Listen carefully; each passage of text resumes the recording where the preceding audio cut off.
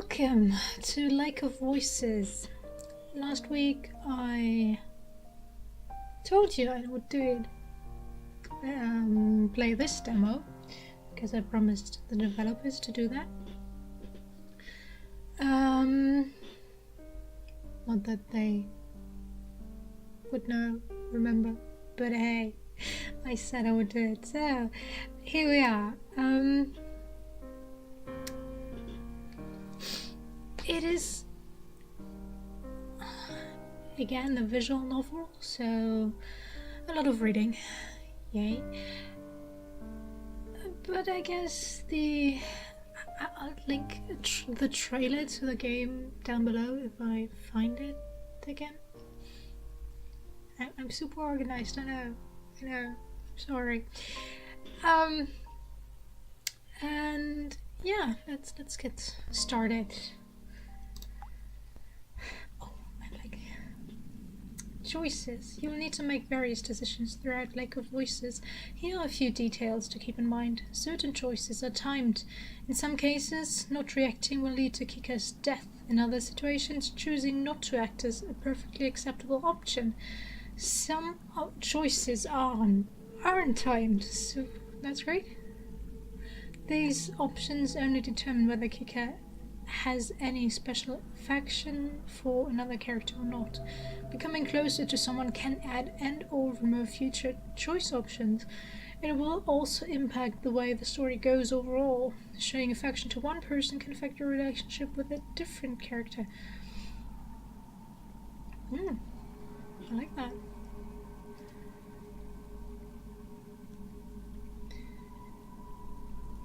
Okay. I have to click. Good. My grip on my lantern tightens as the fog around us thickens. While the forests in this area are relatively safe compared to Sinlaws. I'm sorry, random German word. Sinlaws, I can't help but feel my hair stand on end the further we get. My free hand fingers the hilt of my sword, something akin to a nervous reflex. Have you seen it before? Pamel breaks the silence, either sensing my unease or assuaging his own. I hope it's the latter. I haven't. I have had no reason to go near this cursed lake until now. What of you? I can't read today. I'm sorry. Why am I recording? Mimel scratches his chin casually as though I asked what his favorite food is. I travelled the long way around it once before. Not so pleasant. Something about it just frays your nose, although even being near it is enough. So I'm not the only one who feels it. A sense of relief hits me, but not enough to undo the buzzing of anxiety. The lake, Sinlaws. Most try their best to avoid it all their lives. The hundreds who die attempting to cross its unearthly black water, tracked to death by creatures lurking within, aren't a secret.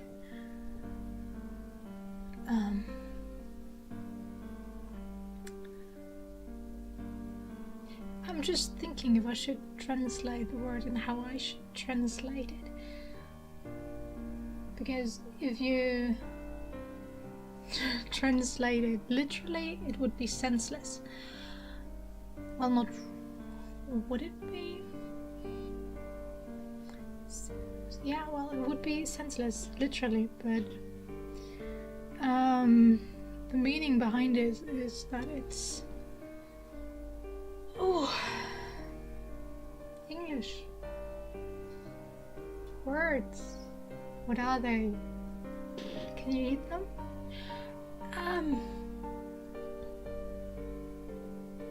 Yeah. I can't remember what the word in English is. Wow. Well, it's just that it doesn't make sense to do anything. Sinlaws.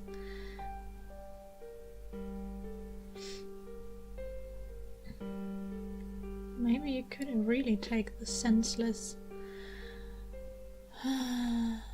translation. I'll Google it if I remember. Will you do it? I don't care. No, I do care, but I'm tired. I'm sorry. I should start this recording over and not be like this. But hey, I started it and now I want to finish it. No wonder you were assigned this mission. There are few who have had first-hand experience with the place, even if from a distance. He'll probably keep being picked whenever they need someone to cross for however long he's with us. Bemel shrugs, bringing my attention back to the dark path behind us. At least we are taking the bridge this time. It'll only take 2 days instead of double that, and the sooner this place is behind us, the better.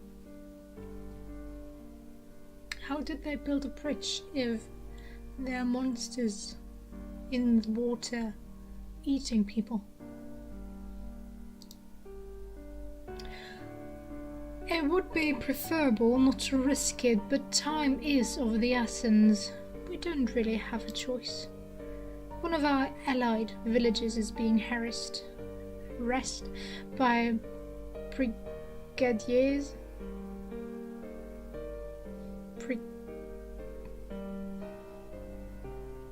Brigadiers?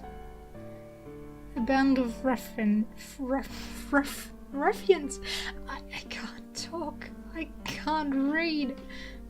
Why are you doing this to me? Why am I doing this to myself? Why are you listening to me? We don't have many guards to send as an assist. Only Bemel and myself. Wow. That's great. Bemel and myself. The least we can do is arrive before we are too late to be of any use. These kinds of squabbles happen often, but have to be put down lest they turn it into a blood grudge or all over war. Thank you, Itio.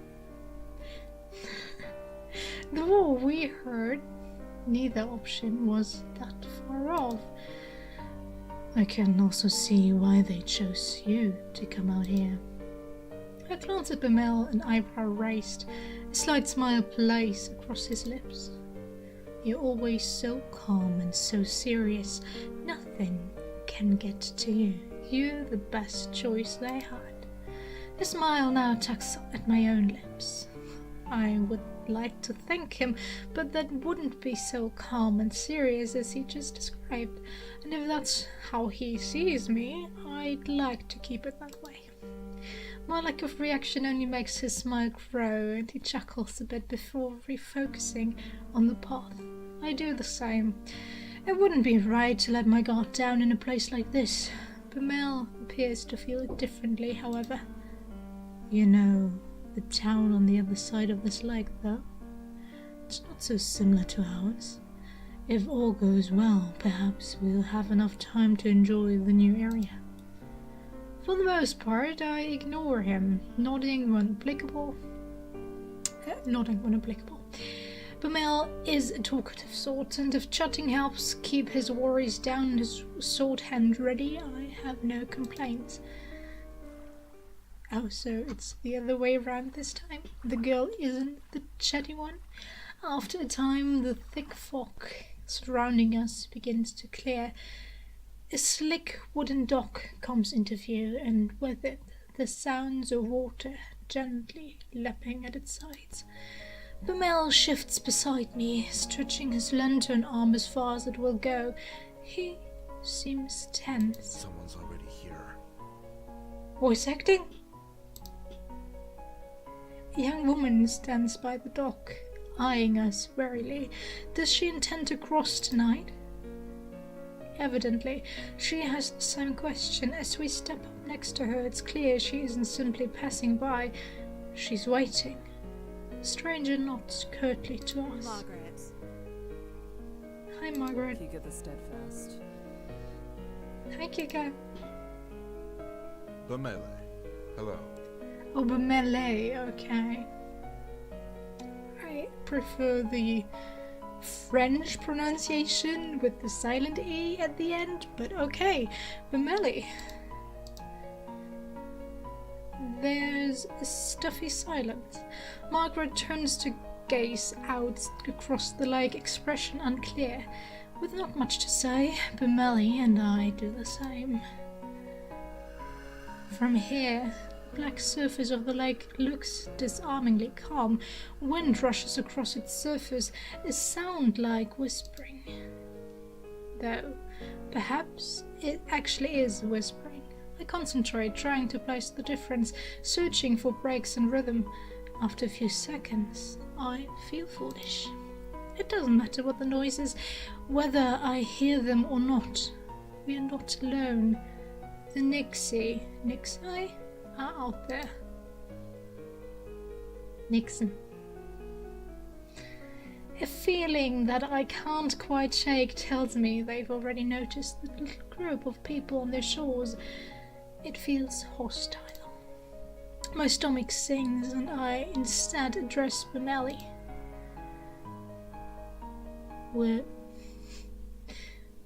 Why is there sometimes voice acting and sometimes not? Now I have to copy your voice acting. Where's the guide? Unless he's on the center island or on the complete other side, your guess is as good as mine. It's dark as pitch out there. Panic rises inside me. Panic I try hard to quell. We can't cross without him, and he needs to get going soon. You can't cross with him either. The woman behind us, Margaret, cuts in with something like a snort. What? I know the guide will be here tonight. I have already made arrangements with him to cross. Bimeli and I share a look. The woman seems haughty and willing to put up a fuss. I have his word, he'll take me today. It would be wiser for the two of you to begin the trip around if you're really in such a hurry. If you can make camp here and wait for him to make the trip back. Or you can make if you prefer. I don't need to turn my attention to the I'll just say Bimel, I'm sorry, but that sounds better in my ears. Bimel to know he's riled up. I step in before he can say something rash. Even if that is so, my companion and I must begin the trip tonight. Margaret is unimpressed and opens her mouth to argue further. We'll wait for the guide to arrive before coming to a conclusion about any of this. She clams her mouth shut, then lets out a sigh. You can do as you like. With the matter tentatively settled, Bimel moves away. His fingers begin to tap loudly against the top of his hilt. He shifts from one foot to another, then groans. What's that bastard even up to? I almost visibly start, but manage to restrain myself. He probably doesn't know any better. I'm sure of that. It's not worth mentioning. With a mouth. Margaret, you're not making a good impression here.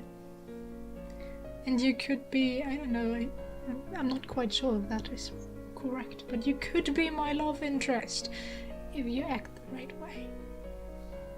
For now it's Bimel. With a mouth like that, you shouldn't even have the right to ask the guide to take you across. How ludicrous. He's faced far worse than a bit of foul language. Do you know anything that happened with this lake? I know enough.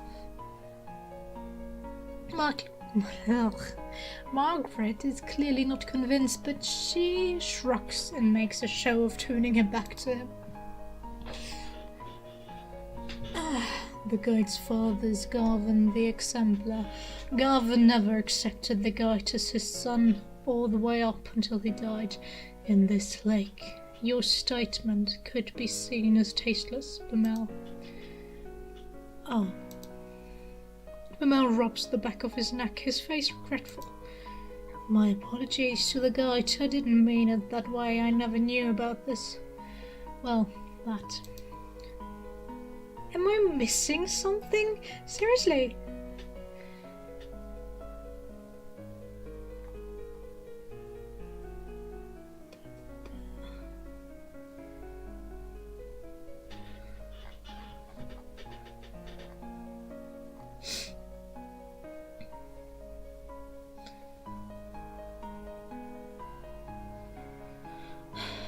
Don't lag.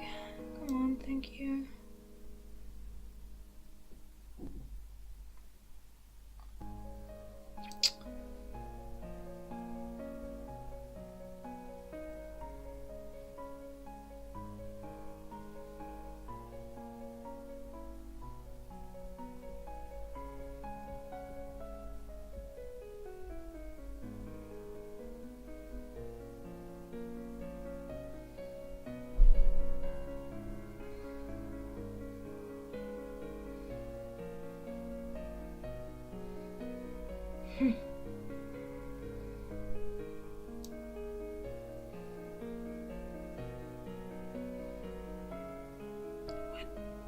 I don't think it's that bad. But okay. Did the font change? Well, a smile spreads across my face. One I quickly wipe away. He really did just misspeak. The silence slowly stretches between the three of us, growing more awkward with each passing second. Margaret seems irritated and Mel abashed.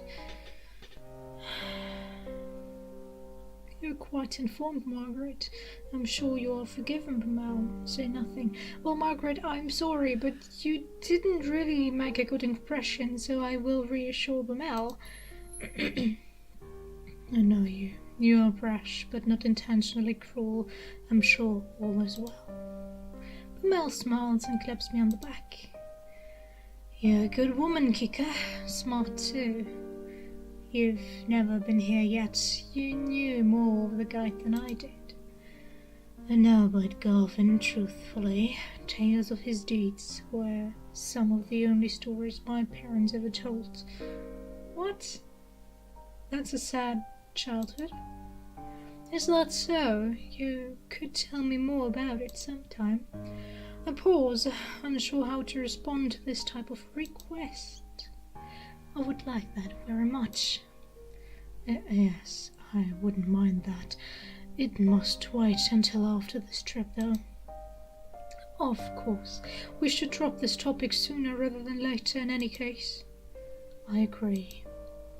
Even if there's no harm meant, hearing someone mention Garvin is probably difficult for the guide, no matter what the circumstance.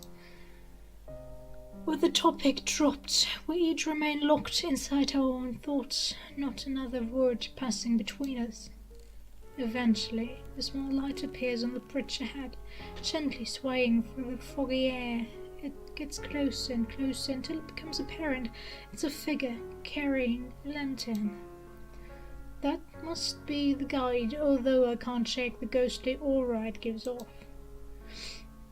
The figure steps onto the shore, but we wait for him to approach us instead of going to meet him. None of us are sure how close the waters we can get before it is no longer safe. Oh. Not bad. He stops in front of us and simply stares. Are you the guide of Sinlos?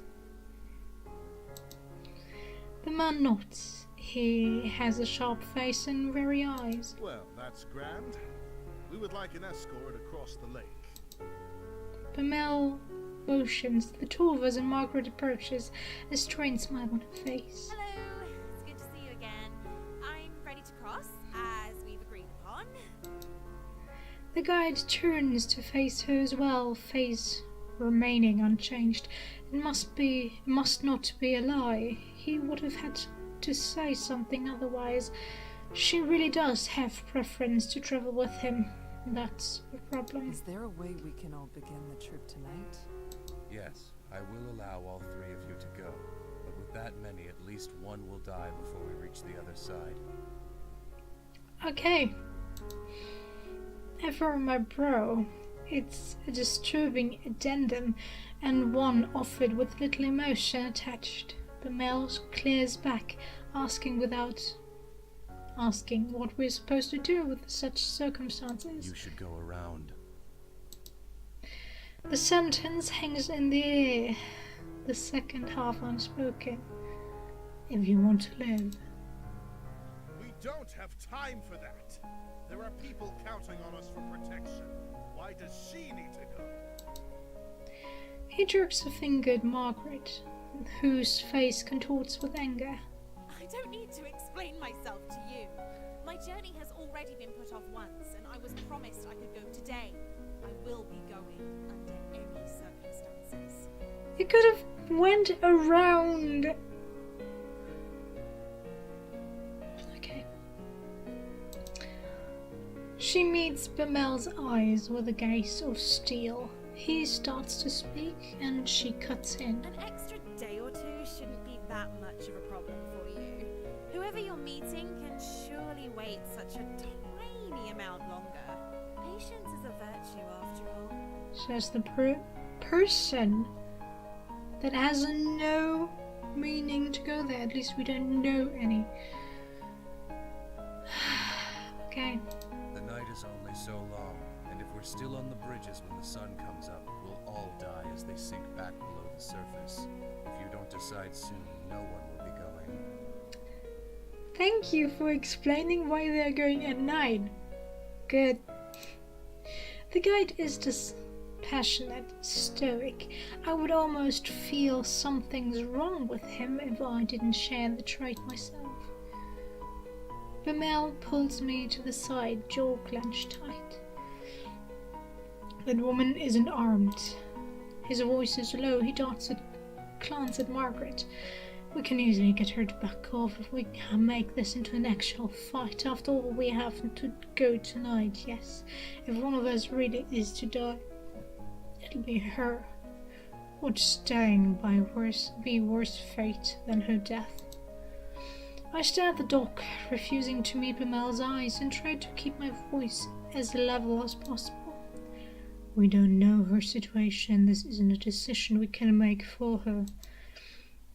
What? Yeah, well, it is true. We can't make her decision for her, but still, you could tell each other why you need to cross tonight.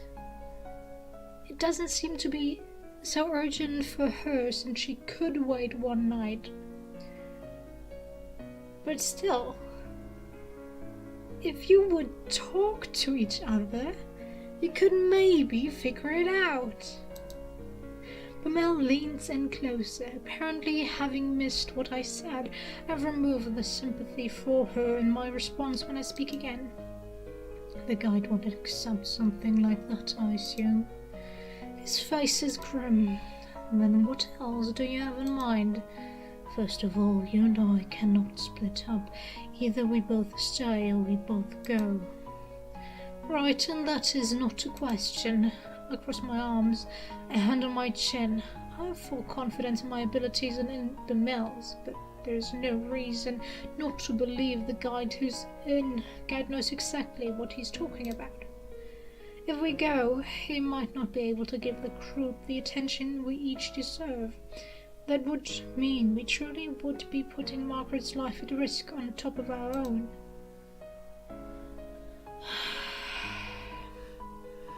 I believe we should go. Now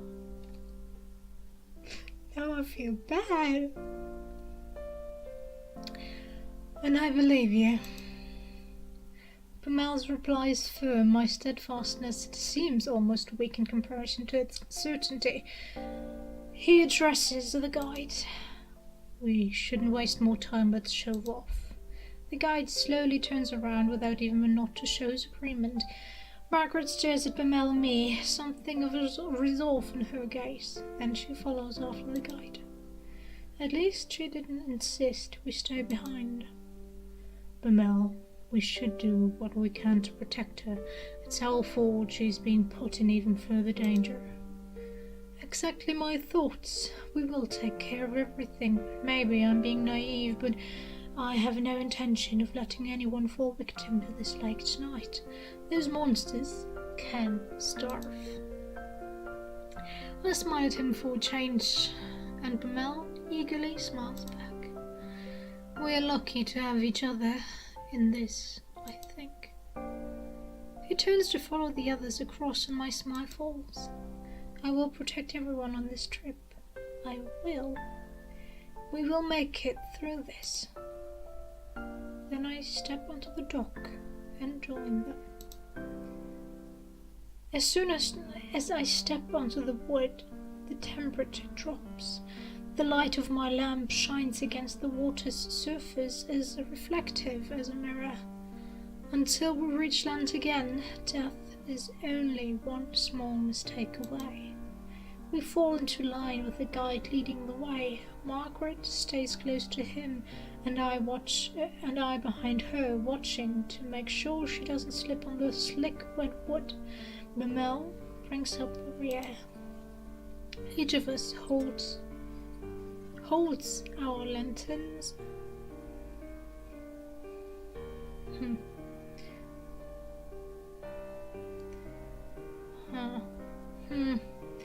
Doesn't sound good. We'll hold our lanterns in front of us, but it does little good. The fog is thick and nigh impenetrable, consuming the light as if hungry for it. Above the surface of the lake it's deathly quiet. No longer is there the whispering wind, nor the sound of water lapping against the shore. It's just our own mismatched footsteps and the sound of my quickened breathing. My eyes drift back to the lake against my better judgment.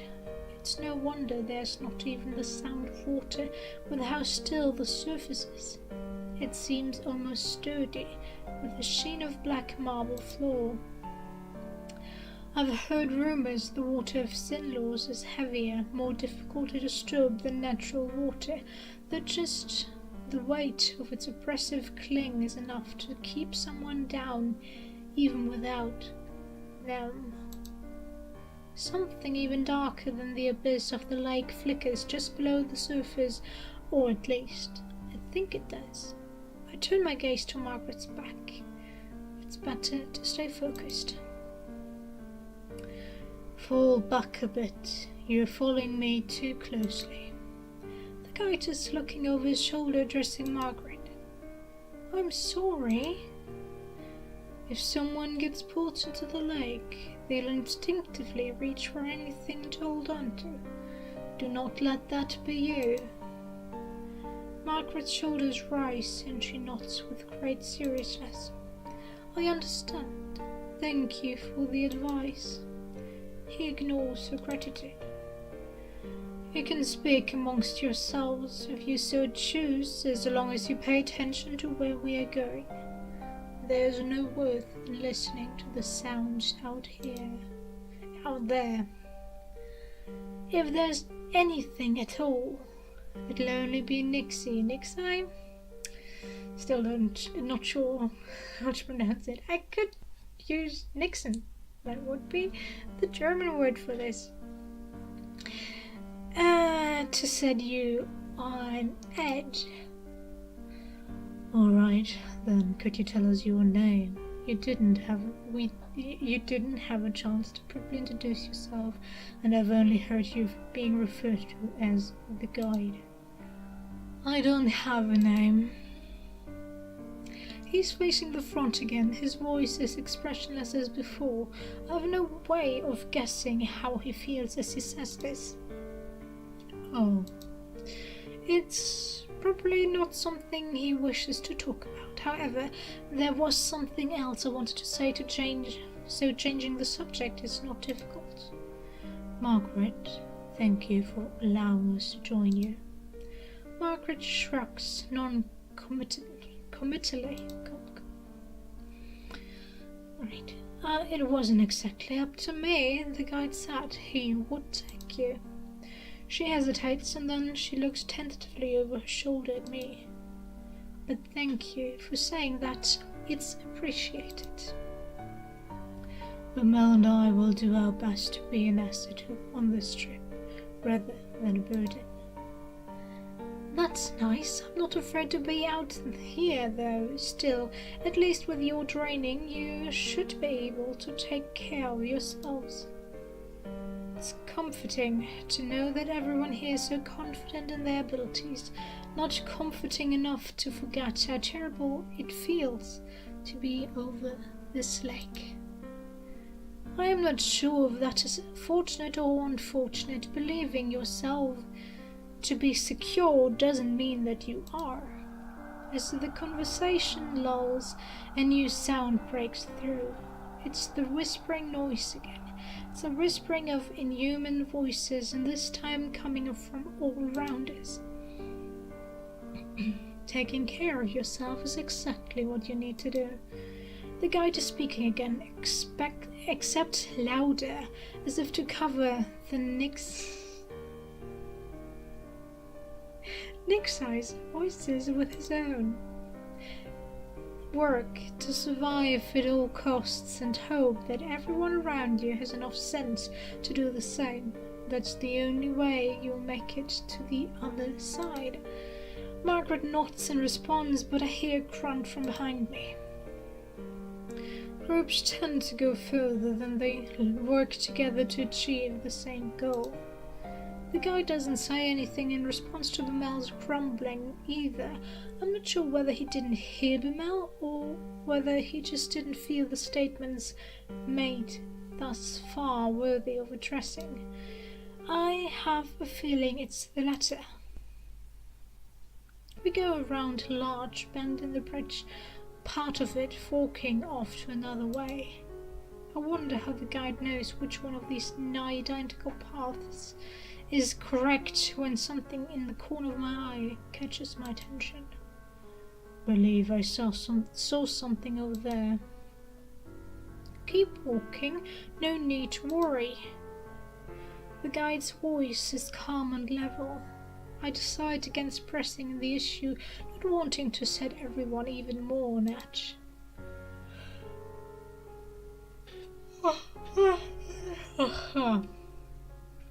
Sorry.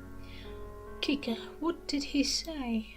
Perhaps not wanting the conversation to be caught by the guide, he speaks softly, though I couldn't quite hear him because of it. What is that behind him? I take my eyes off Margaret. I had for a moment to explain it to Bemel and stop dead in my tracks. Only one word is able to escape me in my stunned state. Behind Bemel stands another figure, looming in the darkness. Seeing my face, Bemel grabs the hilt of his sword. He whips around, then staggers swiftly backwards. Several meters away, a crooked, twisted black figure hobbles its way towards us. Some kind of liquid drips off its head, curling around the edge of its face. It almost looks like it's crying. Bemel backs up until he's standing beside me. The figure continues its slow advance, head jerking from one angle to another. What on earth? It's one of them. Yes, Nick's eye that stumble across the bridge looking for opportunities. The guide is standing next to us. I didn't even notice him approach. The one that can make it out of the water are generally referred to as prowlers. I had no idea things like that were out here. Is that what Kika saw down the other path? The guide says nothing, instead returning to the front of the party. Margaret watches him pass. Her frustration morphs into nervous optimism when something seems to come into her mind. Well, Nixa aren't slowed down by swords, but at least light keeps them away, right? Margaret's hand grabs her face tight and desperation bleeds into her voice. I bite the inside of my lip. Direct light will force it to return to the lake. However, it'll try to drag the light, or you, down with it before it goes. Instinctively, I reach for the hilt of my sword, despite the fact that it would do little to protect me. The prolo is getting closer, jerking forward, stopping, then resuming its slow advance. Okay, does anyone have a light? We can leave here. That way it won't follow us. Only matches. Mel spits. He's the one bringing up the rear, so he's the one most likely to be in danger if it keeps following. The guide, however, moves forward. Don't forget, it's there. Don't let your guard down and don't get left behind. What? How am I supposed to keep walking with this thing at my heels? You said it wants to attack. Don't give it a chance. Bamel sputters in anger and the guide summarily ignores him. I solidly grab hold of Bamel's upper arm. Here, I'll lead you like this and you can keep your focus solely on the prowler. Make sure it doesn't get too close. Bamel's eyes the guide with unresolved hostility, but allows himself to softly sigh in relief. He gazes at me with fondness. At least there's someone I can count on. Despite the fact I'm going against his advice, the guide says nothing more. It's clear now that he doesn't give a damn what we end up doing. Some part of me is glad for that. I want to help everyone make it through, and it would be worse to have to persuade the guide every time help was necessary. Kika, thank you. Bamel places a gentle hand on my shoulder.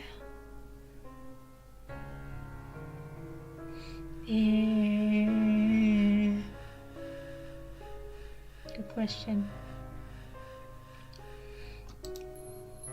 I feel Bamel start as I reciprocate his touch, but just as quickly a smile replaces a shock. The moment is pleasant, a small balm against a large burn. I harden my expression and Bamel follows suit. He moves his free arm down. I fully link his arm with mine and now properly settle. Look forward. Margaret is following the guide with some reluctance, turning back every so often to check on us. I wave my lantern to signal we are catching up. Margaret returns her head to the front and quickens her pace. With a tuck on Bamel, and we start to follow them.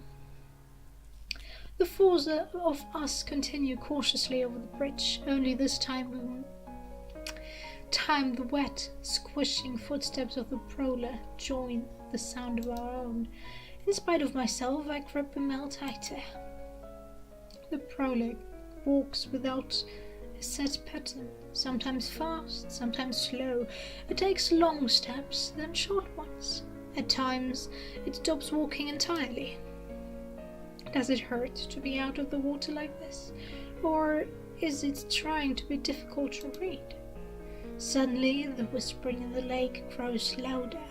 I steel myself, trying not to let it get to me. The most important thing in a situation like this is to remain calm. I can't lose my head. Then, all at once, I notice the guide and Margaret have come to a halt. Annoy. They're stopping. And my voice is giving out.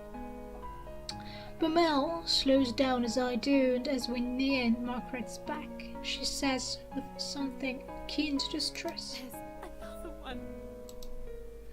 I tuck on Bamel and he understands. We draw up close to Margaret, ready to protect her if need be, but the guide holds out her hand. Don't get any closer. Just over his shoulder, I see another prowler stumbling towards us, white liquid dripping from its face. The guide's hand turns over in the air. Give me a lantern. We'll throw it. Margaret extends her own with a trembling hand when Bamel speaks instead, his back still If turned. you have to take someone's, take mine. Yes. An extra light won't do us much good when we're standing this close together. Margaret takes Bamel's lantern from him, guarded, relieved, displayed her feature. Why would Bamel, the one keeping the brawler from the back away, give his lantern to Margaret? I don't get it. But okay, yeah, I guess. But then would it make more sense to take Kika's lamp? Thank you.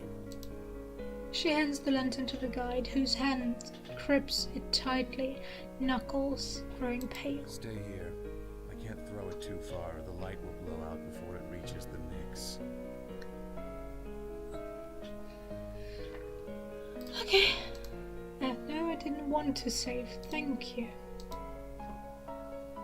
He steps closer to the monster, his movement light and confident. As he nears, the prowler starts to back away.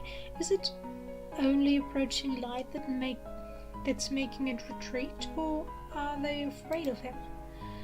The guide is far enough away from us that the fog is partially obscuring him, hiding his movement. The voices from the lake grow louder and louder. The water suddenly begins to splash across the lake in the distance and onto the edge of the bridge.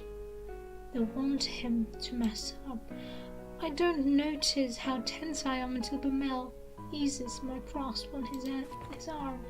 Then, suddenly, the guide takes multiple long and fast strides forward, throws the lantern, and jumps backwards to regain the lost distance. There's a sharp hiss and then a deep splash, and the voice of the Nixie grows quieter, not silent, but quieter. A sigh escapes me and the guide comes back to our group. We should keep going before it comes back.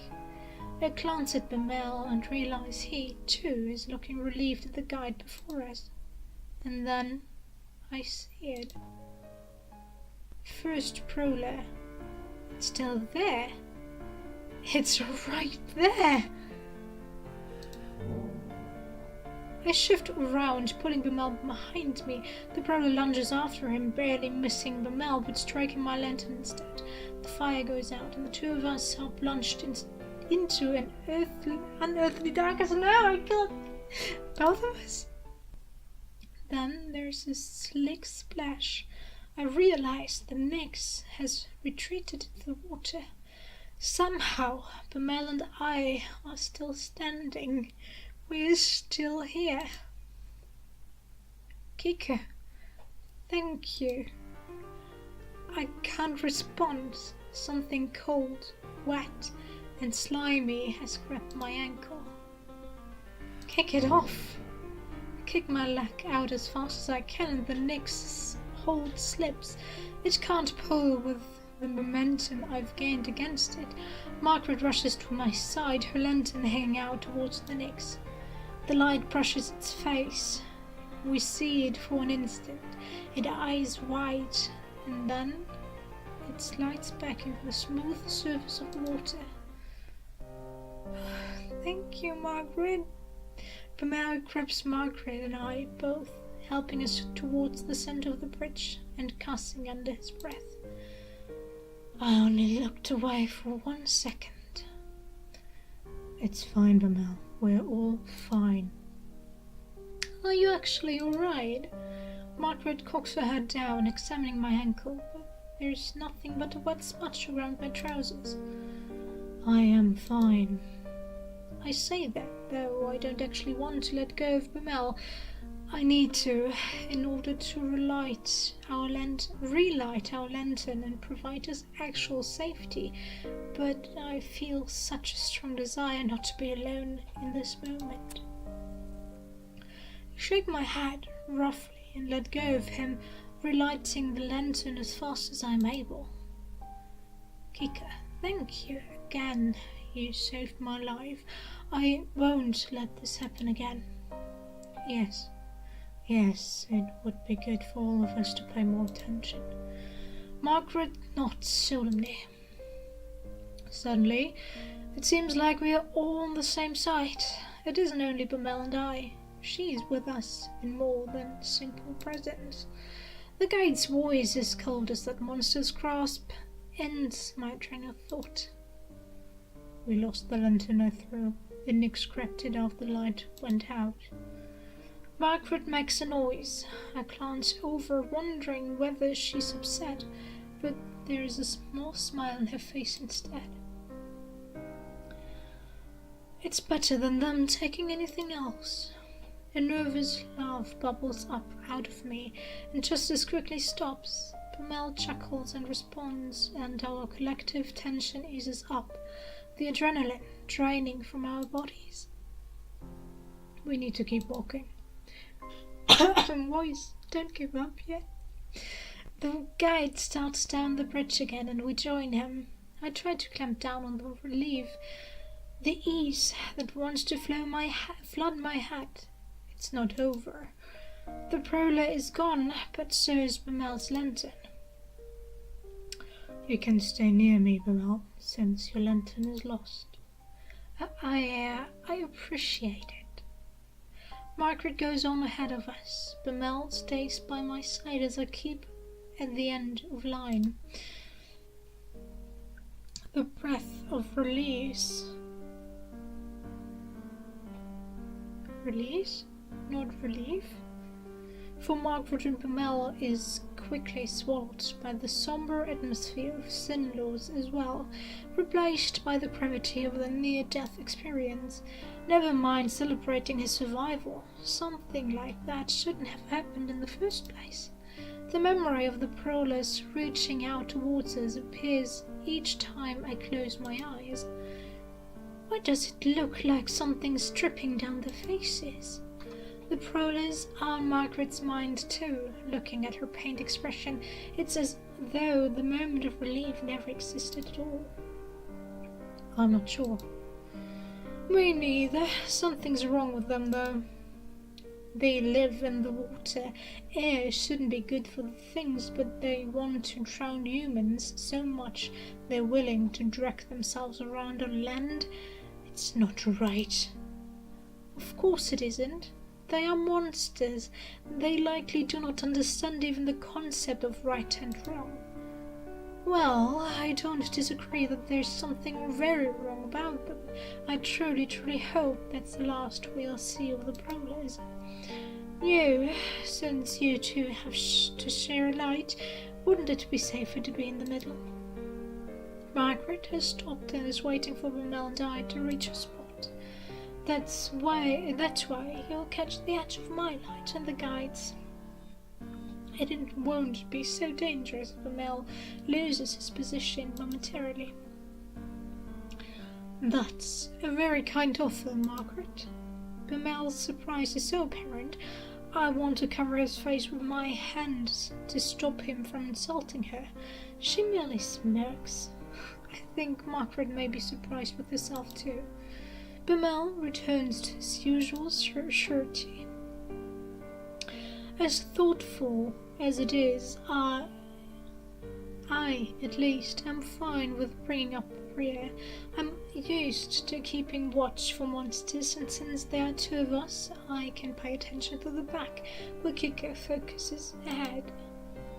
It's not my light though, so I shouldn't be the one to decide what she should do with it. Margaret and Bamel turn to look at me in unison.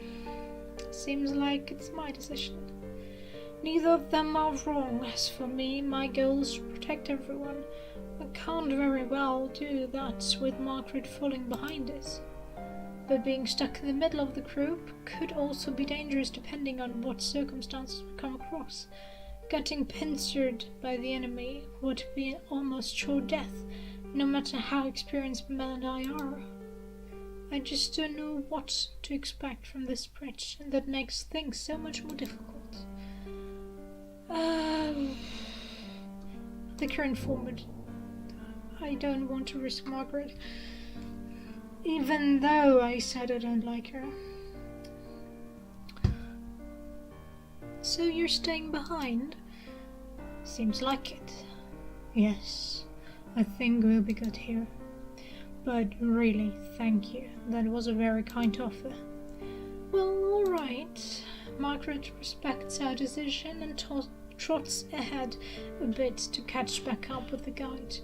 He who has paid no mind to the entire affair. So, I don't want to sound like a child, but how much longer until we arrive at the halfway point?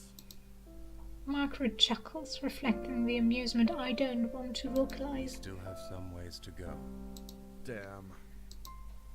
I suppress my laughter yet again. The gloom we've been under dissipates slightly, leg-like flickering through the fog. The first trial tends to be the most difficult.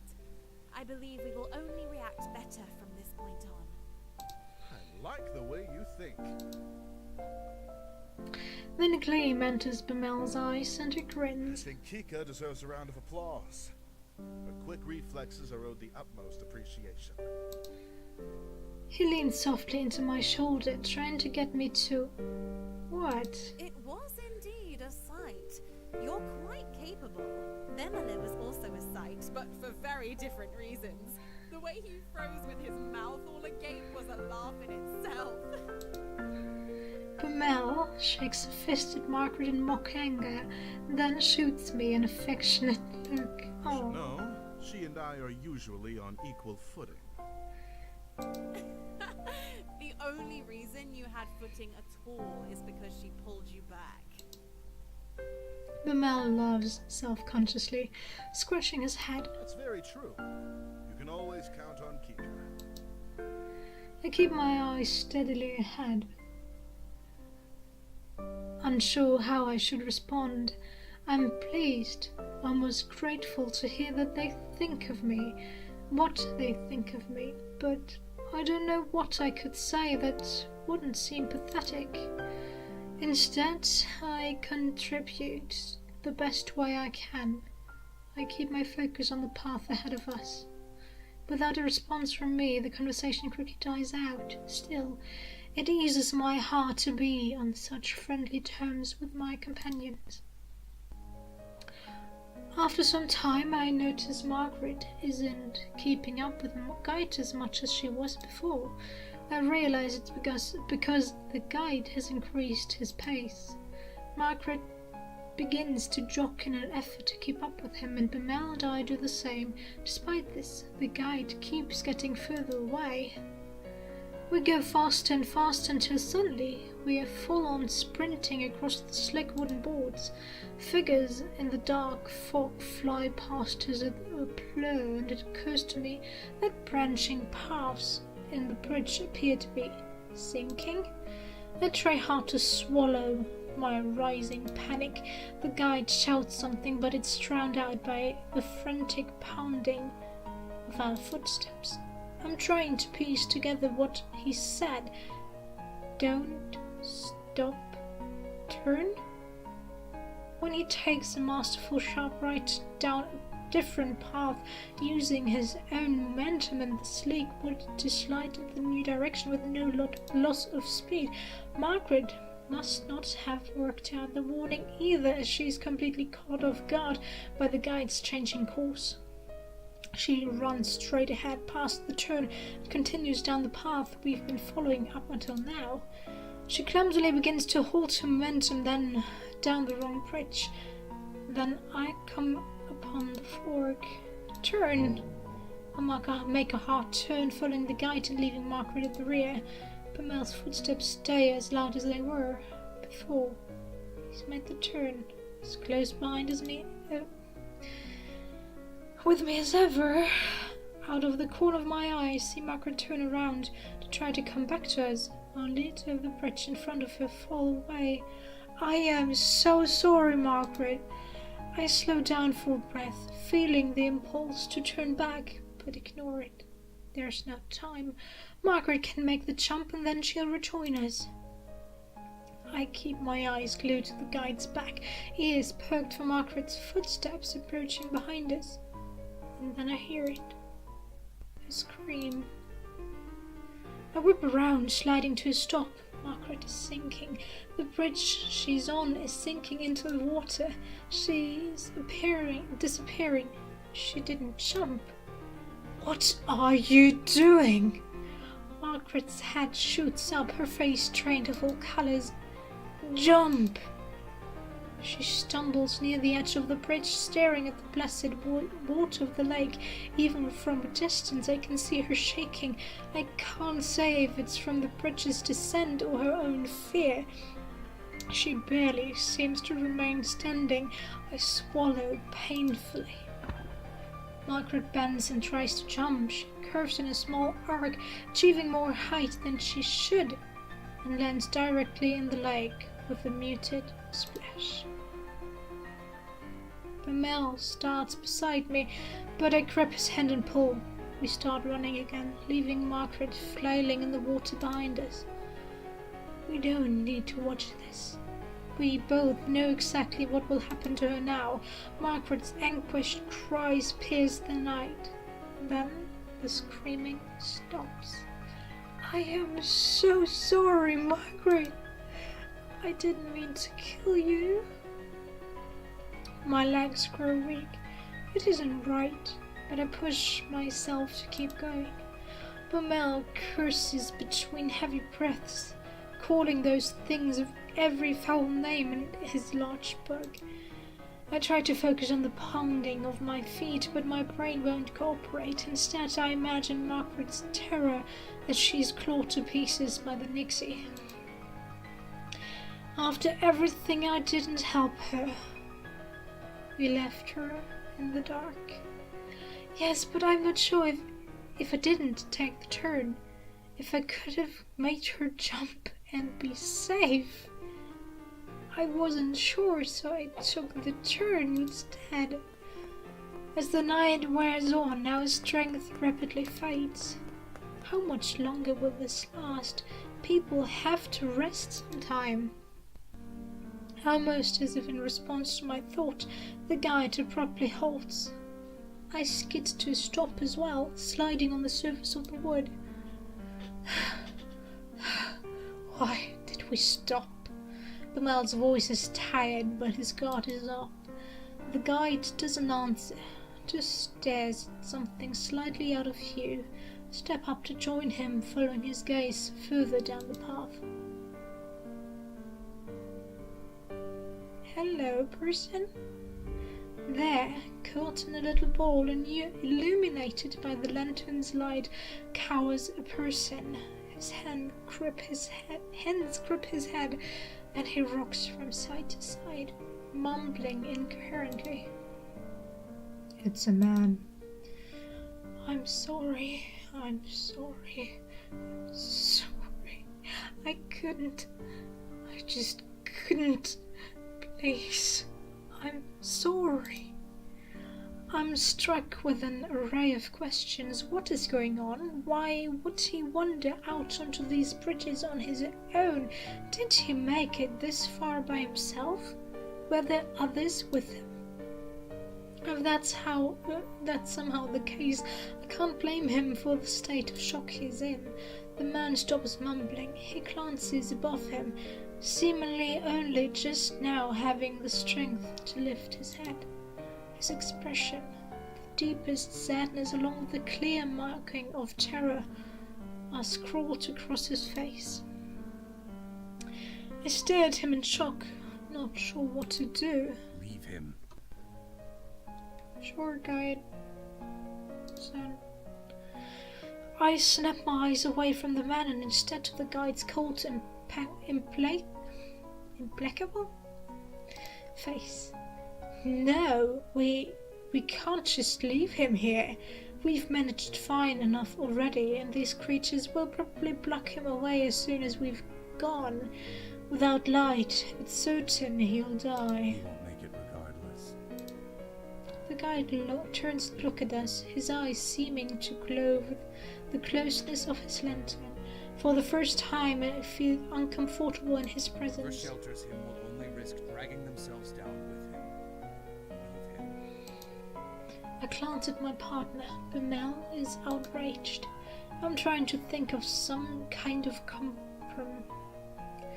compromise when the guide speaks again, his voice cutting. If the man comes, then whoever is shielding him will have to remain at a distance from the rest of the group. Far enough that you can't see me, just my light. That is how you will travel across the bridges. But why? I didn't agree to lead this man, and I won't. If you ask me to, I will leave you all behind. If you ask like that, then I guess we can't. Adrenaline surges through my veins, and I tense up. It's a painful reminder that the guide isn't here to save our lives, but merely to show us the way. We're on our own.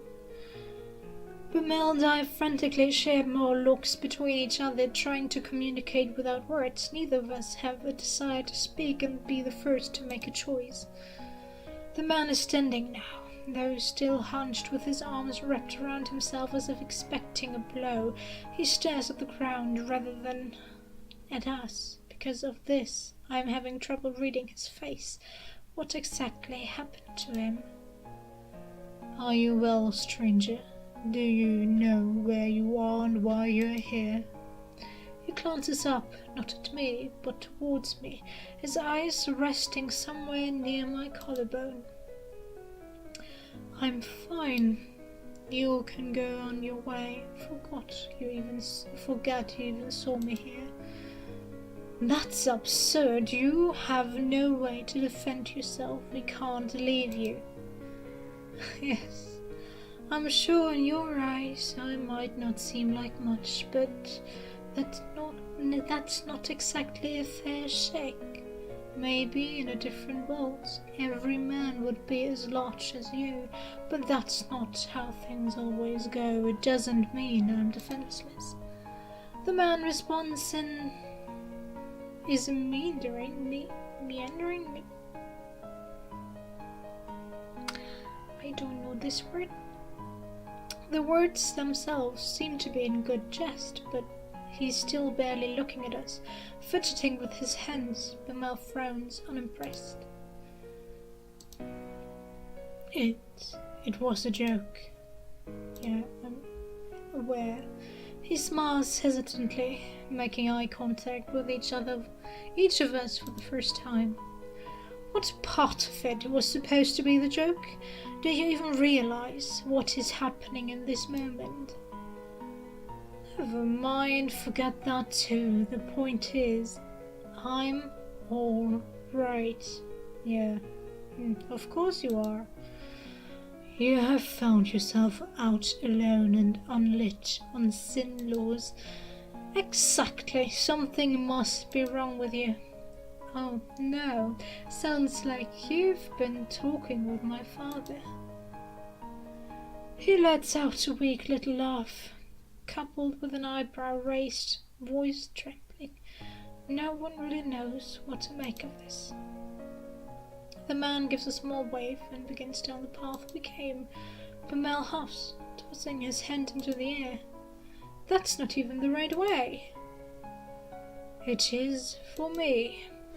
Oh, you must have come quite a way if it was the other shore that you started on. The man's smile grows. Good. That's not so bad. There's no response to this remark, unsure of what could be said. I still think he should come with us. A person needs a light, and the guide himself said he won't be able to manage on his own. Sticking with us is his best option. I look over the man's body, noting the scrawniness of his limbs. Scrawny, but not necessarily lacking in muscle.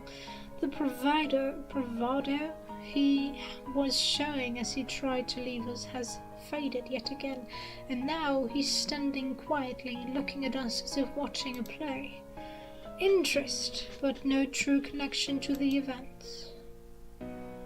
It's easy for you to say such things, but whose light are you offering?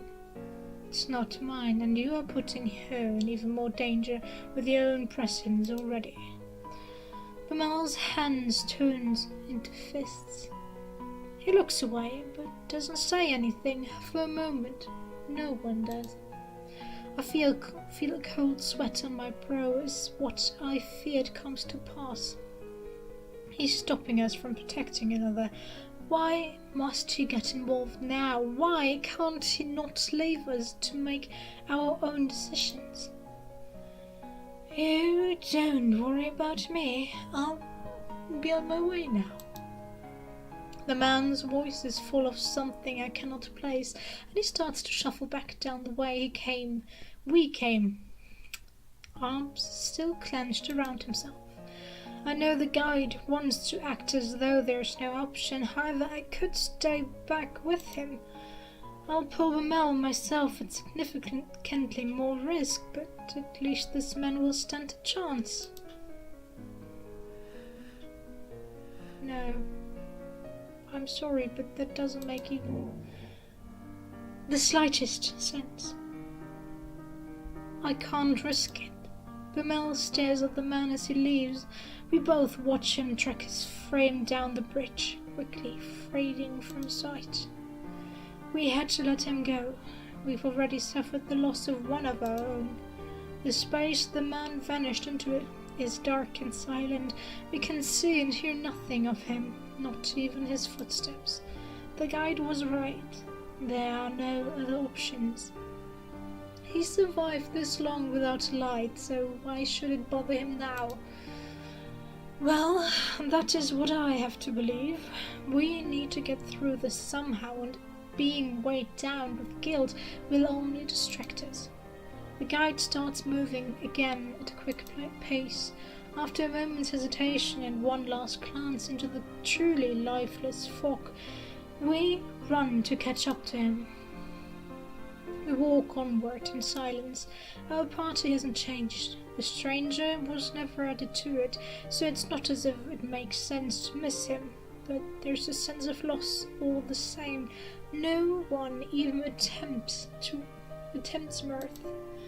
Though Bamel constantly looks to want to reach out towards my empty hand, always thinking better of it before doing so. I keep thinking I should have done more. I should have pushed the guide harder to change his mind so it was less dangerous to keep the man around.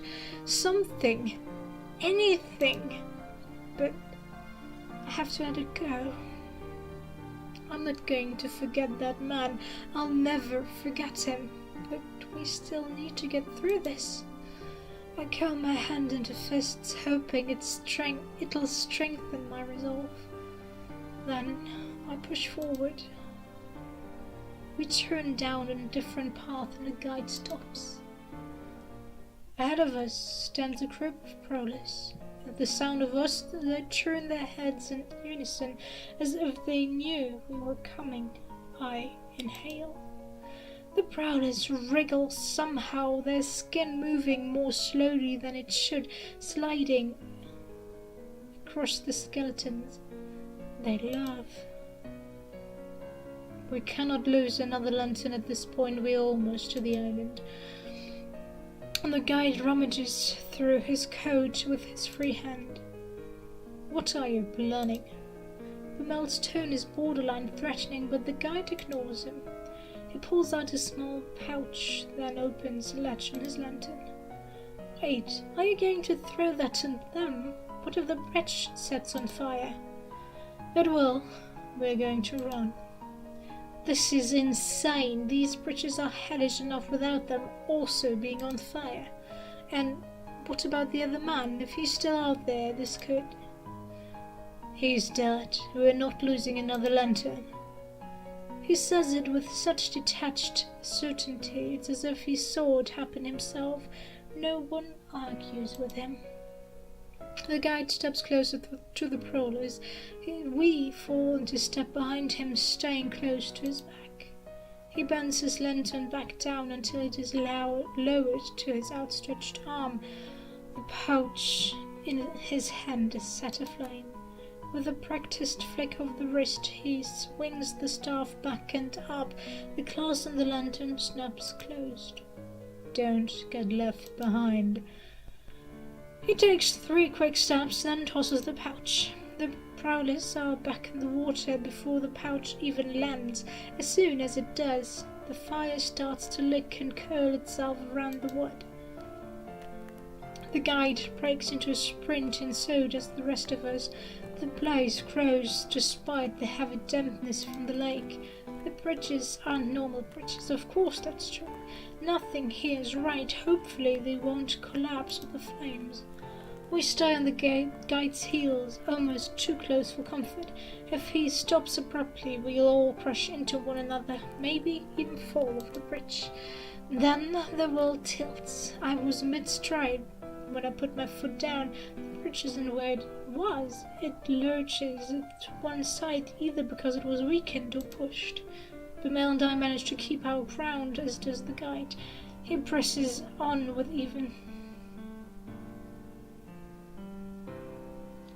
without even bothering to see if we were able to follow. Bemel growls in frustration as we push to keep up with the guide's pace. Wow, that was good. That was really good. I feel really bad for Margaret, and now I'm curious if I could have saved her, but well, I guess if I let Bemel die, maybe I can save her and she dies at a later point in time. I don't know. But yeah, that was interesting. I hope you liked it as well. Yes, I can talk. Don't say otherwise.